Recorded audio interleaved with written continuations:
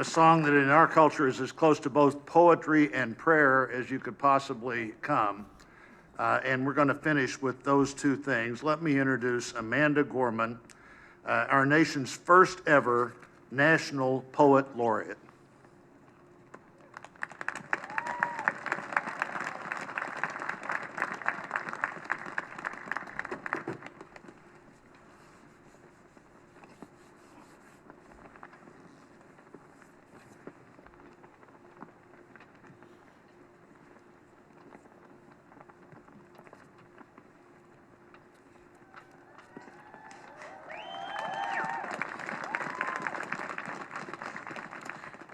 Mr. President, Dr. Biden, Madam Vice President, Mr. Emhoff, Americans, and the world.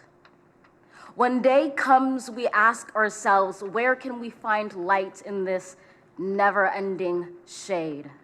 The loss we carry, a sea we must wade. We've braved the belly of the beast.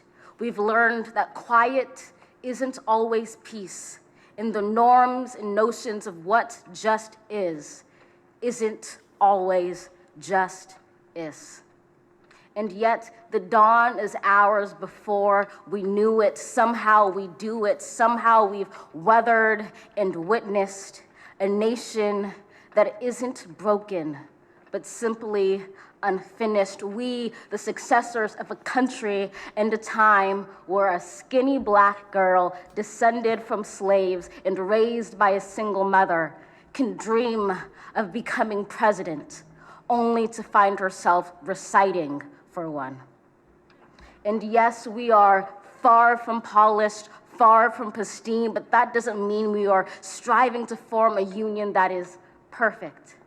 We are striving to forge our union with purpose, to compose a country committed to all cultures, colors, characters, and conditions of man. And so we lift our gazes not to what stands between us, but what stands before us. We close the divide because we know to put our future first, we must first put our differences aside. We lay down our arms so we can reach out our arms to one another. We seek harm to none and harmony for all. Let the globe, if nothing else, say this is true. That even as we grieved, we grew, that even as we hurt, we hoped, that even as we tired, we tried, that we'll forever be tied together, victorious, not because we will never again know defeat, but because we will never again sow division. Scripture tells us to envision that everyone shall sit under their own vine and fig tree, and no one shall make them afraid.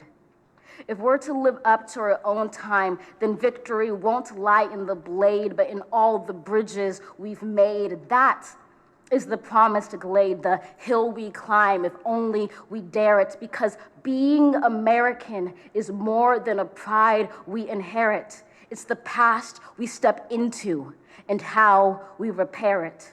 We've seen a force that would shatter our nation rather than share it, would destroy our country if it meant delaying democracy. And this effort very nearly succeeded. But while democracy can be periodically delayed, it can never be permanently defeated. In this truth, in this faith we trust, for while we have our eyes on the future, history has its eyes on us. This is the era of just redemption. We feared it at its inception. We did not feel prepared to be the heirs of such a terrifying hour, but within it we found the power to author a new chapter, to offer hope and laughter to ourselves. So, while once we asked, how could we possibly prevail over catastrophe? Now we assert, how could catastrophe possibly prevail over us?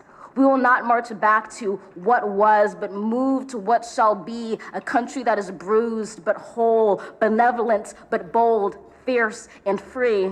We will not be turned around or interrupted by intimidation, because we know our inaction and inertia will be the inheritance of the next generation. Our blunders become their burdens. But one thing is certain: if we merge mercy with might and might with right, then love becomes our legacy and change our children's birthright. So let us leave behind a country better than the one we were left. With every breath from my bronze-pounded chest, we will raise this wounded world into a wondrous one. We will rise from the gold-limbed hills of the West. We will rise from the wind-swept Northeast, where our forefathers first realized revolution. We will rise from the lake-rimmed cities of the Midwestern states. We will rise from the sun-baked South. We will rebuild, reconcile, and recover in every known nook of our nation, in every corner called our country. Our people, diverse and beautiful, will emerge battered and beautiful. When day comes, we step out of the shade, aflame and unafraid. The new dawn blooms as we free it. For there is always light, if only we're brave enough to see it, if only we're brave enough to be it.